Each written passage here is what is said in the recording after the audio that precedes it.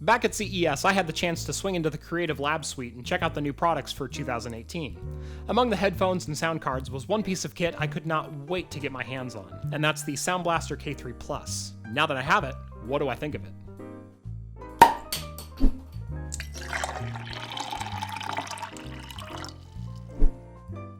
Welcome back to Craft Computing. As always, I'm Jeff. As you can tell looking at my past videos, I've upgraded nearly every piece of equipment I use to produce this channel at least a couple times over, looking for the best price performance for the gear that's out there. Whether that's my camera rig, my lighting, my desk, my tools, but there's one piece that's been used for nearly every single video right up until about a couple weeks ago, and that's my soundboard. Every single video I've recorded in studio and every one of my first 26 live streams has been recorded on this, the Behringer Xenyx 1202 FX. I've had no complaints about this board itself, but it's the audio interface that seems to be the weak link, and that's my Behringer UCA 202. It's a USB DAC to analog converter, and for starting my studio, it did a fairly decent job. I say fairly decent because there are a number of problems I've had with this setup. First, this is actually a pretty noisy interface, and I've struggled with both the recording floor and ceiling through this. If you turn your input up too far, you'll be dealing with peaking and distortion, as well as an audible hum from the signal noise. And there's only so much to counteract that, especially given my production schedule I have around here, which is typically nights after the kids have gone to bed. Long story short, as soon as the SoundBlaster K3 Plus hit my desk, I haven't even plugged the Behringer back in.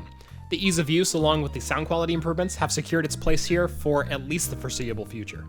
Let's walk around the features on this board, and they are plentiful. I'll start with my favorite, and that's that the K3 Plus requires only a single micro USB cable for both power and data to your computer, saving a spot on my power strip and making this a truly portable mix board for remote live streams. I previously did an on-location episode of Talking Heads, but I haven't done one since, mostly because of the difficulty in setting up my audio. Now I can do an entire live stream with only power to my laptop, and that is pretty awesome.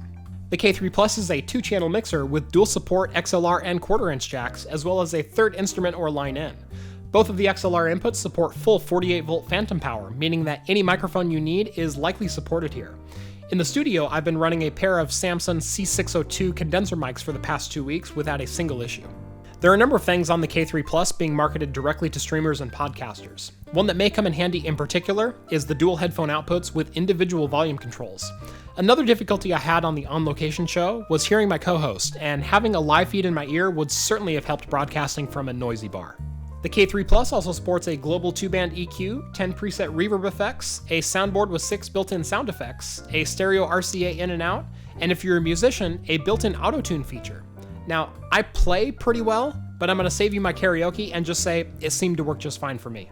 Overall, I've been very happy with the K3 Plus as both a 2-channel mixer and an audio interface. At $129 USD, it's certainly worth the price of admission given its fairly unique feature set. There are a few features that, had they been present, would have knocked this completely out of the park though. When using the K3 Plus as a mixer, there's no sound level indicator. There's no way to tell where your individual volume is, and no way to tell if you're clipping before your sound actually hits the computer. Given the physical controls that are on this, I would love to see this indicated visually somewhere on the board. On the software side of things, there's actually nothing. Again, the features of this board lead me to have some pretty high expectations. I would love to see some additional live processing options on the PC or Mac side of things. A compressor, a limiter, additional effects processing, or even computer control of the features that are on this board, so if I want to set the board off to the side and control it from my machine or OBS, for example, I can do that. Customizing the built-in sound effects would also be a plus, but as is, we're kind of stuck with entrance, cheers, baby, laughter, gunshots, or crow.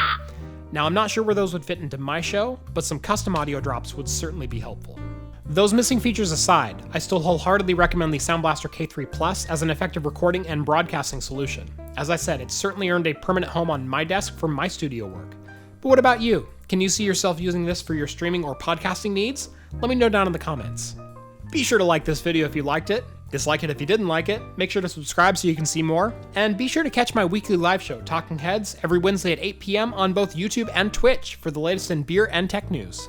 As always, thank you everyone for watching, and I will see you in the next video. Cheers, guys.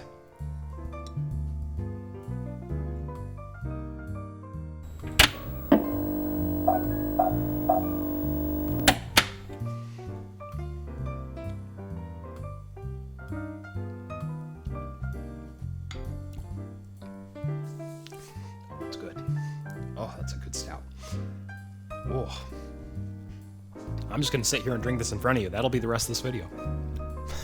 Cool, it's settled. Glad you all are on board.